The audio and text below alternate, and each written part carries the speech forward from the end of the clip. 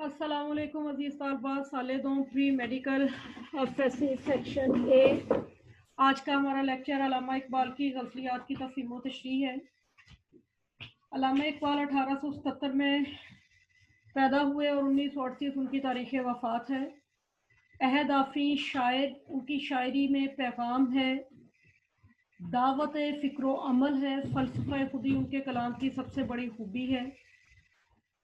अरफान ज़ात का दूसरा नाम दर हकीकत अरफान खुदी ही है और वो खुदी की तामीर के लिए इश्क को लाजमी समझते हैं।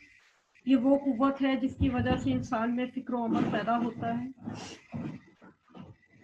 अल्लामा इकबाल ने नई नई और उम्दा तशबीहात व तराकीब से उर्दू ज़ुबान में बहुत खूबसूरत इजाफे किए हैं।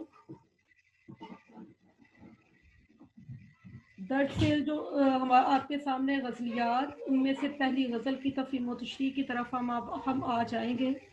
जब इश्क सिखाता है आदाब खुद आगाही, खुलते हैं ग़ुलामों पर असरार शहनशाही। जब इश्क खुद आगाही के आदाब सिखा देता है तो फिर ग़ुलामों पर भी बादशाहत के राज खुल जाते हैं। अल्लामा इकबाल के नज़दीक इश्क बड़े वसी मायनों में इस्तेमाल होता है। उनके यहाँ इश्क से मुराद एक तरफ तो अल्लाह और रसूल का इश्क है और दूसरी तरफ अगर हम इकबाल के यहाँ देखें तो वो अपने नस्कुलैन से सच्ची मोहब्बत, लगन और जज्बे को भी इश्क करार देते हैं।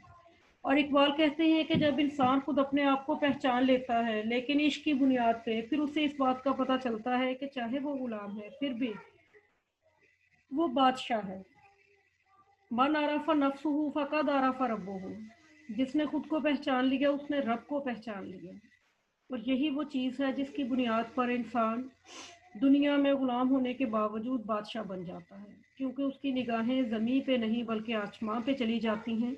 अरफान ज़ात और इश्क का जज्बा उसे ग़ुलामी में भी शहनशाही की सिफात अदा कर देता है और शहनशाहियत के राज जब उस पर खुलते हैं तो वो जान लेता है कि हकीकी बादशाह सिर्फ अल्लाह है। ये दुनिया जो कि चंद रोज़ा है, यहाँ पे जिंदगी जैसे तैसे भी हो गुजर ही जाती है। शेर नंबर 2 है, अतार हो, रूमी हो, राजी हो, गजाली हो, कुछ हाथ नहीं आता बेआहे सहर गाहे। चाहे कोई अतार हो, रूमी हो, राजी हो या गजाली हो, जब तक सुबह उठ के रब के हजूर आहोजारी ना की जाए तब तक कुछ भी हाथ नहीं आता। आप नीचे हाशिए में देखेंगे चारों अपने वक्त की बहुत बड़ी शख्सियात, उनके बारे में ये फुट नोट में बयान किया गया है। पहले नंबर पर अतार यानी ख्वाजा फरीदुद्दीन अतार हैं। ये 6वीं सदी हिजरी के निस्फ अव्वल में निशापुर यानी ईरान में पैदा हुए फारसी के मशहूर सूफी शायर हैं।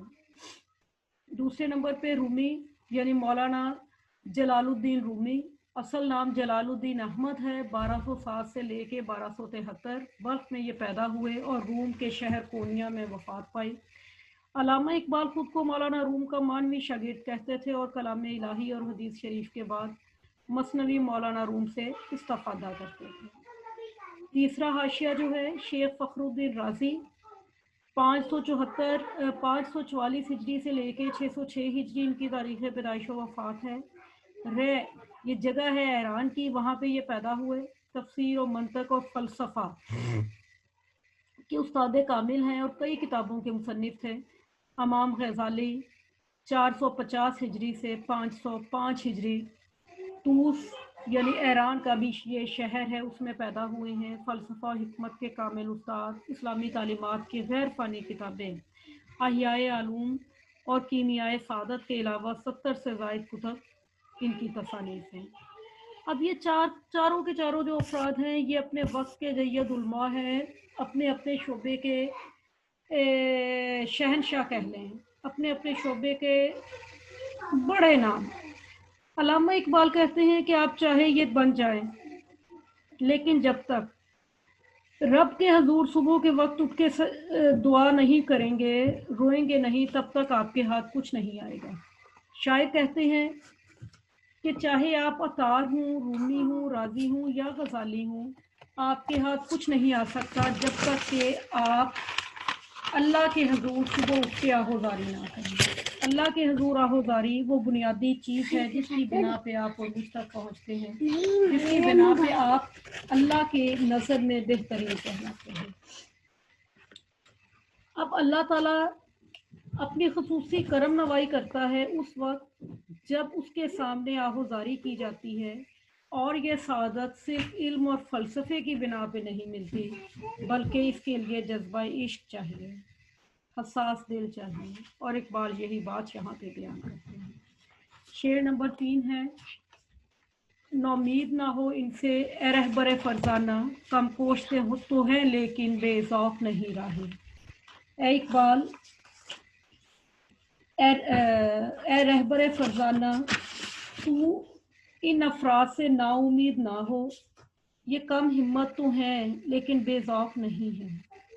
رہبر فرزانہ عقل مند رہنما کو کہا جاتا ہے۔ شاعر کہتے ہیں کہ عقل مند رہنماؤ، میری قوم سے مایوس نہ ہونا۔ تم لوگ تو قوم کے مستقبل سے مایوس ہونا لگے ہو، لیکن یہ کام نہ کرنا۔ یہ ایک ایسی قوم ہے جو بظاہر کم کوش ہے لیکن بیوقوف نہیں ہے۔ علامہ اقبال نے رہبر فرزانہ کی ترکیب اپنے لیے اور بقیہ جو مخلص رہنما ہیں ان کے لیے استعمال کی ہے، کیونکہ اقبال جانتے ہیں کہ مخلص رہنما ہی برِ صغیر کے جو مسلمان ہیں انہیں عروج تک لے کر جا سکتے تھے۔ چنانچہ وہ کہتے ہیں کہ اپنے قوم کے افراد سے آپ نے مایوس قطعاً نہیں ہونا۔ یہ وہ قوم ہے جو کہ اپنے اندر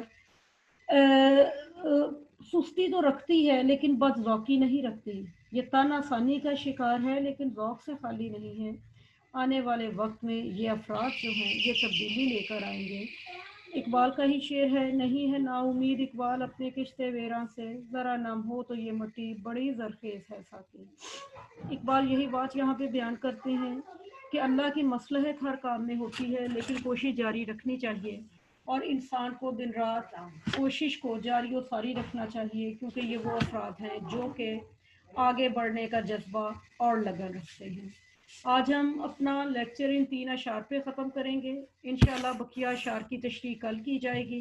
حاضری کے بعد آپ بتائیے گا مزید جو آپ نے بات پوچھنی ہے آپ پوچھ سکتے ہیں، اسے پڑھ کے دیکھ لیجئے۔ تفہیم طلب باتوں کو ابھی ہم ڈسکس کیے لیتے ہیں۔